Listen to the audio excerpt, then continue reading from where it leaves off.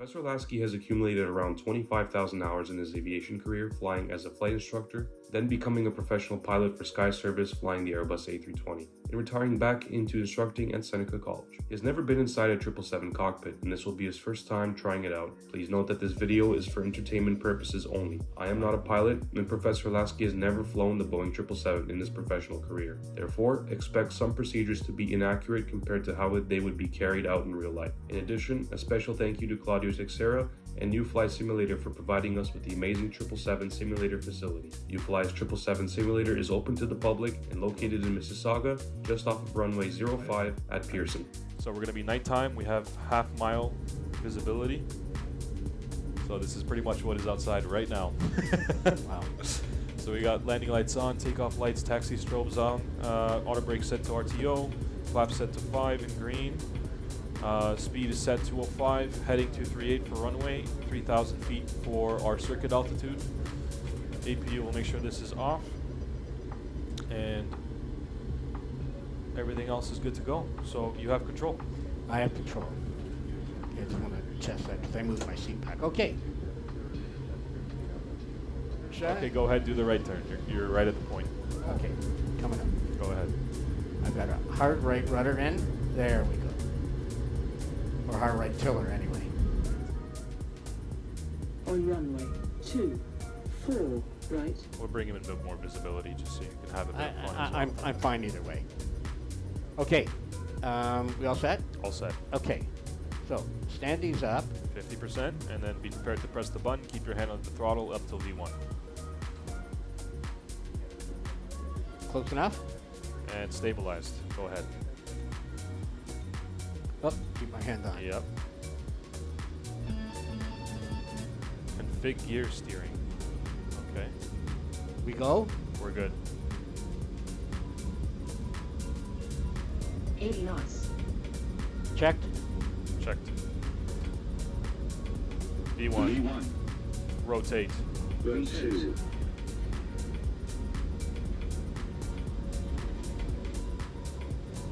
Positive rate. Positive rate. Gear up. Gear up.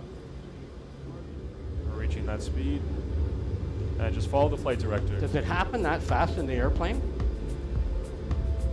Or just because We're also very light. Okay, yeah. I get it. 25 Actually, I was on the flight director. It's commanding me below. Yes, so we're going to pitch down now. Okay, and so I don't have to worry about the speed? No. Speed will manage. Okay, there's 3,000 feet coming. Yep. And if you want to engage autopilot, let me know. If you want to hand fly, Yes, I do. Great. So we'll do LNAV and VNAV and autopilot. Good stuff. So now we're 3,000 feet. We're doing that left turn, and we'll do unlimited visibility just so you can see. Shouldn't it fly to the outside 3,000 feet? Yep, we're almost there, so it's going to get there very soon. Okay, all right. But this is the night sky of Toronto. We're at unlimited visibility right now. I've seen this many times.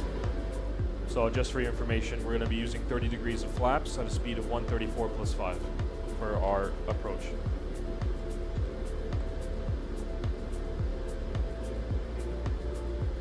Autoland? We can do that.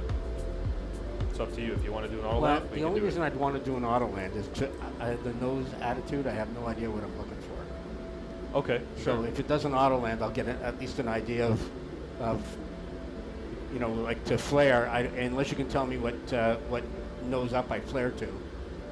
To be honest, The plane will do everything automatically. yeah. Yeah. Oh, I know that. Like it's certified for Cat 3. I know that. So I would like to see an Autoland just so I know what Sure. what the landing attitude looks like in this thing. No problem. To be honest with you, in the last final seconds of landing, I'm not even looking at the instruments. I'm looking at the Oh, the absolutely. runway. Oh, absolutely. But I don't. And I was looking out too, but I had no idea what attitude I should be in to touch down. Okay. Yes, 2.5. Okay. So they usually keep a pitch of 2.5. Do you want to go low visibility, or do you want to keep it at unlimited? Whatever you want to do. Let's simulate a real Autoland then. Let's do it. Quarter mile. So why is it off this? It's overcompensating a little bit. Okay. It's trying to keep a smooth turn I get it. because you have a bank angle. I see right? where the trend arrow is going. Yeah. So we're gonna go for Agbec, direct to Agbec. 3,000 feet. We gotta be there. So we're We're at 3,000. We're good. Speed is starting to see how the speed is automatically coming down. And that's because the FMC is saying, okay, we need to start descending now. So the speed's already been dialed back automatically by the FMC. And this will move on its own. Yes. Oh, so the FMGC knew. When to start the descent and approach, yeah. And did it call for flaps, or you just know? I'm watching the speed, right? So I can see on the speed tape that we're getting close to stall speed, right? So it says 5 there. Yeah, so 5. So right now the speed is set to get down to flaps 15. And I see flat 15 is in magenta. I see. Yes. And then what happens is if we move this flap lever down to 20, then the FMC will bring the speed down to flaps 20 speed. Yeah, the Airbus would do the same thing. Okay. And that makes sense. Any fly-by-wire airplane would do that. Very cool. So we have auto brake set to 2. Once we've lined up with the runway, we'll do landing gear down. So what we'll do is we'll turn on the localizer so that what'll happen is that the plane's autopilot will switch to localizer once it's captured. But for now, it's still on. And I'm on LNAV and VPATH. Correct. Right. So that means FMC managed. This is the FMA. Yes. So does that have to be called by the pilot flying? Yes. Okay. Usually. So speed, LNAV, VNAV. As soon as you see a change, it's supposed to be called, yeah. Okay. Same as the Airbus. But again, since we're having fun, we're not taking it too seriously. We don't usually do it. No, I'm just interested in the, sort of the, you know a lot more about this airplane than I do. We're 10 nautical miles away. We'll do autopilot. Landing gear down.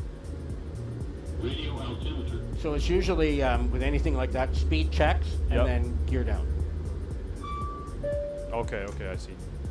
So even with that, flaps, if you're going to move the flap lever, you would check speed checks and then before you move it, because if there's an emergency and the captain calls for flaps and they're not the right thing, you would automatically grab for it and do it since the captain said to do it. Got it. So when that happens, you always, before you touch it, You say speed checks. speed checks and check it.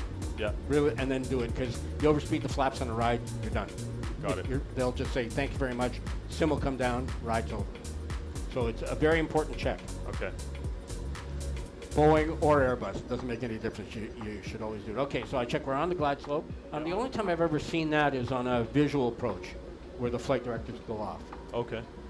Because you're. Do we have a bird in this thing? We do. Isn't that it here? No. Okay. We can actually enable it. Which one was it Well, again? we're at 1,500 feet. I wouldn't play around with switching modes, but if you're comfortable. Hold on for a second. Let me show you. So we can pause mid-flight. Where's that? Right here. Okay. Our service interphone. Oh, there it is. There it is. Okay. And you have yours the same. Yep. And is it usually active for landing? I don't know. Okay. So can you tell me a bit about it? Because I don't Well, ever use it, but I've noticed a lot of Airbus pilots. Yeah, it's showing you where the airplane's going to go. And okay. and so Approaching. like a flight director 3, right. check. And you would use, in other words, if I chose to go around right now and pushed it up, the bird would come up. So you'd you'd just fly the bird. But I'm not sure why it's not 500. checked. I'm not sure why it's not on the flight director. Well, because it's showing That's us where we're that's going. our estimated, yeah. Yes, I get it. It's like on the fighter jets on the HUD. 300. Let's turn the visibility up, just because I want to see the Sure. landing at, if you can. If Yep. you can. And I've got 200. lights in sight. I'm going to let it auto land. but Yep. Boy, it seems like we're going fast. It does, yeah, it does. 100. 50, 40, 30, 20, 10. Oh, it's nose down. It's flat. Yeah. Okay, I was way too high. Okay. And it's got auto brakes. It's stopping on its own. Yep. The only thing we're doing is applying thrust reversers. Okay. Have you ever seen one of these things on the ground, like walked around one, the real airplane? I walked around a 7.5, but never a 777. 7.5 is nothing compared. These motors, you can't believe how big they are. Manual braking. Got it. Or you have control. Yeah, I have control, yep. There's the Air Canada hangar. So we have real true-to-life scenery for Pearson. Fantastic. There's the satellite terminal over there. There's the Air Canada maintenance hangar over there. Where's my wife? Is she here? This is just great. This is fantastic. And quite honestly, I don't miss the motion at all. No? No. No. You must get people in it who get a little, Motion sick. yeah. I also. What we did a little bit is you have a little vibrators to the seats, so you can feel the engine. Oh, I see, I see. Oh, is that what that is? I thought it was just a subwoofer. No, no, no. Oh, That's okay. the I didn't even vibrator know to the that. seat.